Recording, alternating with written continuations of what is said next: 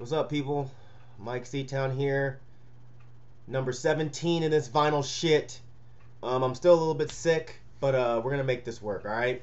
Last week we ended on Posthume, I think. And this week we are picking up with this. This is Prince and the Revolution Purple Rain.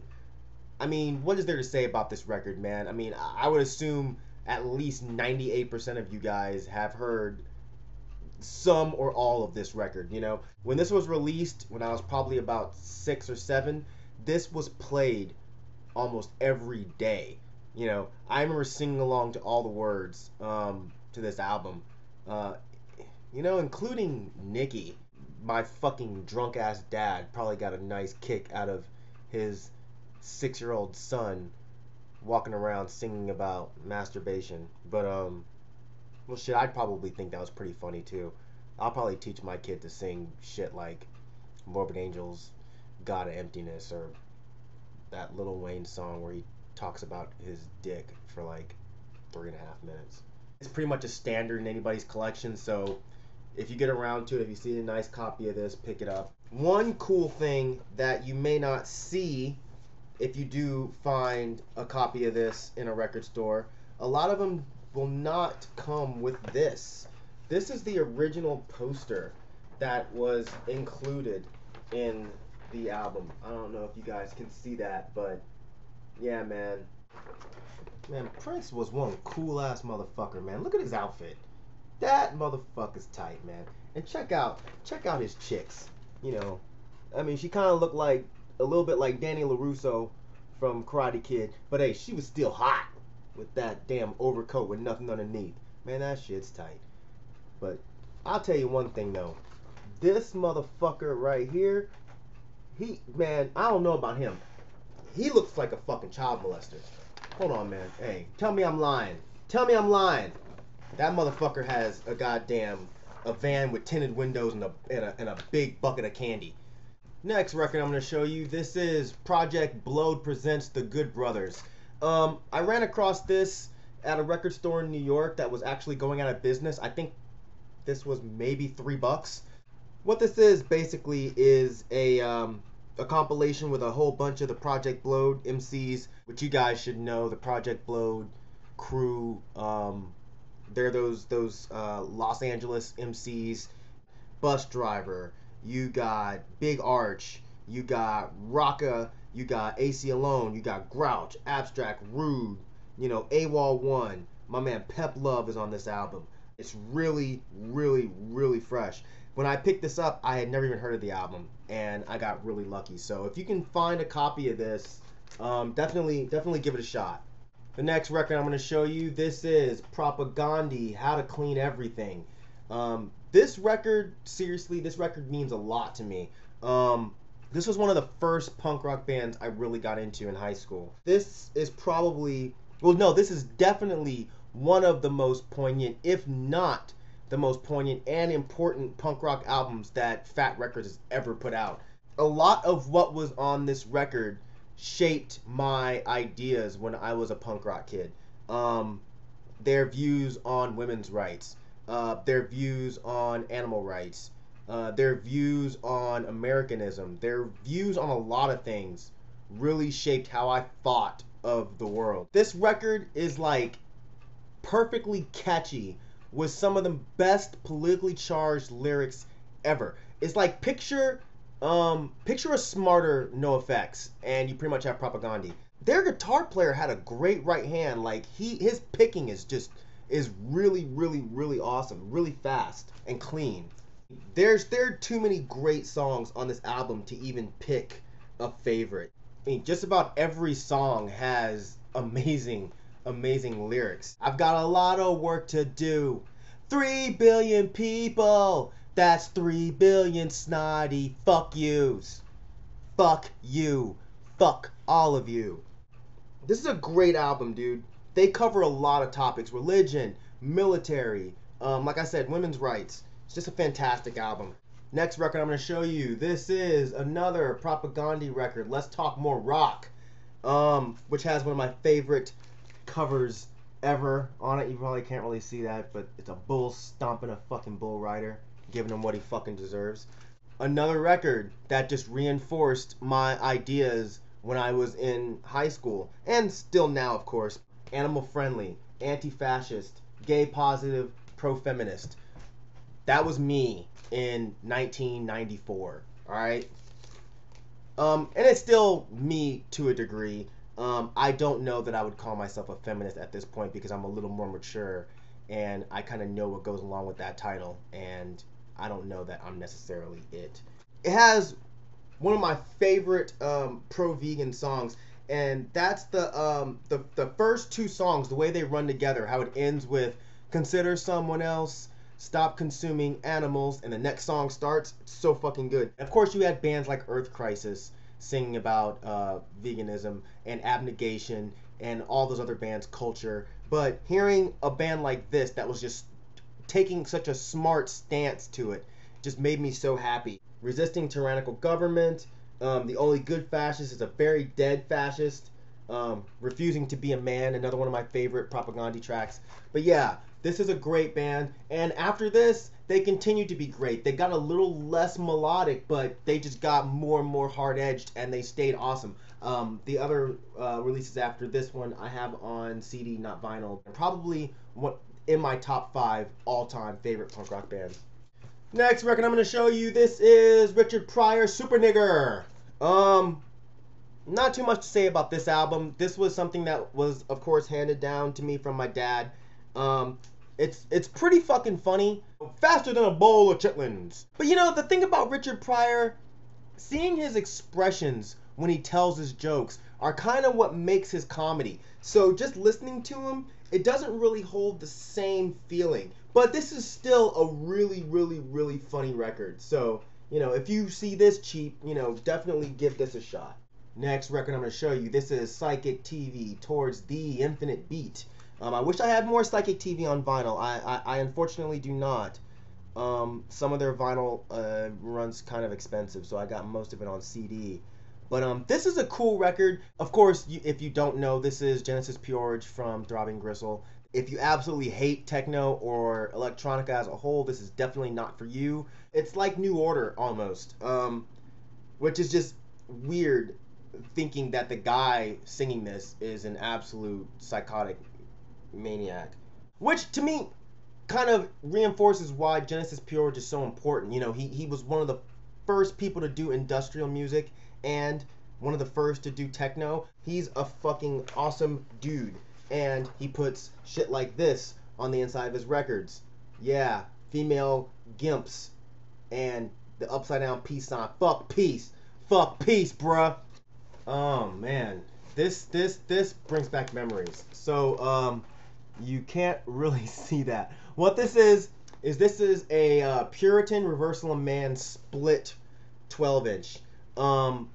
You guys, if you're into what the kids nowadays call scrams, but we back in the day just called screamo or hardcore. If you're into that type of music, you'll know who Reversal of Man is, probably one of the more important bands of that genre. Puritan. They're one of the bands that kind of gets missed over when talking about that genre, but they were fucking awesome. Chaotic, sometimes metallic, super heavy hardcore. The records didn't mean shit, man. When you see these guys live, I saw them I don't know how many fucking times, I can't even count. They fucking ruled. Their drummer, his name was VJ. Their drummer, unreal. He's so fucking good. The best thing about him was all of the emotion that you felt while they were playing. Picture Coalesce mixed with Converge, mixed with Groundwork, mixed with like Frail, and you'll have a slight idea of what Puritan sounded like. But if you can find this record, make sure after you listen to the entire Puritan side, you wait a little while. You'll hear a bunch of dudes screaming, "Can I hear the goddamn?" That's actually yours truly. It's a long story of how I ended up on their record, but they were actually friends of mine and my guitar player from my old band. The Reversal of Man side, standard Reversal of Man, great screamo, some fast songs, some slow songs, Great lyrics, great drumming, just awesome Reversal of Man. I don't even know if there's a way to say what this is limited to. These were the very first copies. They're hand-sewn covers with hand-printed Reversal of Man Puritan logo thing on there. They gave it to me pretty much like a week after it was done. But yeah, if you can find this, I know King of the Monsters, I think they repressed it, but if you can find a copy still on this bedsheet shit, definitely pick this up, because this is probably worth money. Not that I would ever sell it, because, you know, it's awesome. Next record I'm going to show you, this is Queen's Greatest Hits. I'm not going to really talk about this. I'm not a huge Queen fan. You can get mad at me if you want to. I don't fucking care. I never listened to this record. I find their songs a bit boring, to be honest. Some of them, sure, they're classics, but hey, I find no real enjoyment listening to them. You know, Under Pressure, I don't listen to it. Bohemian Rhapsody, it's only good up until that stupid, silly Wayne's World chant part. Rest of this shit, I just don't listen to it. We Are the Champions doesn't do it for me, man. So, that's it. I just don't have the heart to get rid of it. Don't ask me why. Probably because of Freddie Mercury's mustache, because I just like looking at it, because it's so fucking awesome.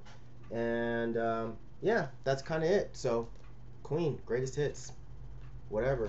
Next record I'm going to show you, this is Lou Reed's Street Hassle. Live album. If you're a Lou Reed fan, I'm sure you've heard this. It's fucking fantastic. He's doing some solo Lou Reed. He's doing some Velvet Underground tracks. It's a great sounding record. Doesn't even really sound live. Well, you know, considering majority of Lou Reed's records just sound messy as shit anyway. Some great songs. Dirt. I Want to Be Black. You know, Shooting Star. Leave Me Alone. It's a fantastic album. So give it a shot if you can find it. Next record I'm going to show you, this is another Lou Reed. This is Rock and Roll Animal. This is an original pressing of Rock and Roll Animal. I got really lucky and came across this for, I think, like $8 somewhere. But this is quintessential Lou Reed. Records like this are what make rock and roll what it is to me. You know what I mean? Like, messy, dirty, gritty. This is a punk record without actually being a punk record.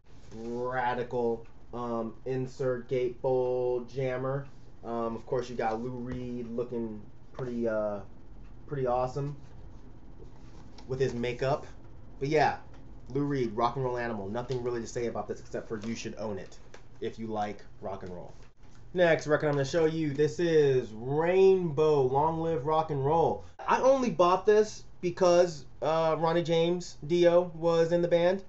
I bought this when I was younger, when I was first getting into heavy metal, and I got into Dio. I was like, oh, Dio had another band? Let me check that out. And yeah, it's pretty cool, man. You couldn't really go wrong with Dio's vocals and Blackmore's playing. You know, it's just a great heavy metal record. You know, first two songs rule. Long live rock and roll, long live rock and roll, and Lady of the Lake. Kill the King. Yeah, these are great songs. So yeah, if you're a Dio fan, I'm sure you've heard this. If you're not a Dio fan, you're fucking stupid. Next record I'm going to show you, this is the God Rakim, the Seventh Seal. I got this from my homie Henry to the boy Ellis. Not one of my favorite Rakim albums. I don't listen to this very often. The flow and the rhymes are great, but the songs themselves just aren't that great. Some of the beats are a little weak. Some of the songs are just plain boring. It's still Rakim, so it's still pretty dope. And it's Rakim vinyl, so I mean, A. I don't know what that's supposed to mean, but... Next record I'm going to show you, this is Raven, All for One. This is another one of those records that I got out of the metal bin when I was in high school, first getting into metal. Didn't know anything about this. All I knew was there was a guy in the band named Rob Wacko Hunter, and he was wearing a fucking hockey mask. I was like, this has to be good. Like, there's no way this is going to be bad. You know what I mean? And turns out, I was fucking right. This record's great. This is a classic English thrash metal band. This is by far, in my opinion, their best record. Picture like old school Metallica, old school Violence, old school Nuclear Assault, old school Overkill style thrash. Mind over metal. And it has a song on here called Athletic Rock. Like, you may think this is cheesy, but dude, seriously, no. This band is really fucking awesome. Great playing, great guitar work. Just, yeah. After this, they kind of turned into like a shitty cock rock band, so I wasn't really that interested. But this record, seriously, if you can find this, pick it up. It's classic Megaforce. I believe it's on Megaforce. Yeah, Megaforce Records. So, yeah, pick it up. Next record I'm going to show you. This is Red Lorry, Yellow Lorry, Smash Tits. Even when I was really into goth, this was a band that escaped me. I never heard about them until my man, once again, Henry to the Boy Ellis, he told me about them, and I ended up picking up this record, and I actually really like it. Great old school goth rock, really interesting guitar work, kind of a slightly less depressing Bauhaus or Sisters of Mercy. If you're a fan of that type of music, that type of sound, give this a shot, man. I think you'll be pretty pleased. Next record I'm going to show you, this is Lionel Richie, Dancing on the Ceiling. What do I need to say about this album, man? So this came around the same time as the Prince album. So this was another one of those records that just got massive play in my household. Man, check my man out. Check my boy out with the fucking Matrix coat. This motherfucker was tight as hell. Swag on 100,000 trillion. I don't really think I need to go through this, but I mean, come on. Whoo! What a feeling when we're dancing on the ceiling. Come on, man. Come on. Love will conquer all. And this is my shit. Say you, say me, say it together naturally. Oh, this is my shit, man. And the last record I'm going to show you in this edition of the Vinyl Shiznit. This is one of my all-time favorite albums, period. This is Lionel Richie, Can't Slow Down. When this came out, we were in love with this album, dude. The songs, come on, man. Who doesn't know All Night Long? All night long, all night, all night. Come on, man. She was running with the night, playing in the shadows. Dude, I could sing every single word of every single song of this album. No bullshit. And, of course, one of my all-time favorite songs that I frequently do at drunken karaoke. Hello? Is it me you're looking for? I love me some Lionel. But there's a slight issue with this. Let me show you. Front cover, smooth, right? You know, hey man, hold on now. Back cover, smooth. Got the Miami Vice look going on. Got the serious look on his face like, bitch, try me, try me. Then you go to the insert. Bruh. Total fucking fail, man. I don't know what message Lionel was trying to send with this. He's in the air doing some splits on a goddamn fireman's pole or a stripper pole. Either way, the shit ain't tight, Lionel. The shit ain't tight. But the record's tight. So that's it for this edition of the Vinyl Shit. As usual, thank you for living, thank you for loving, thank you for being you. And you will see me next week if I'm not dead from whatever this fucking sickness I have that will not go away. Alright? Peace. Bitches.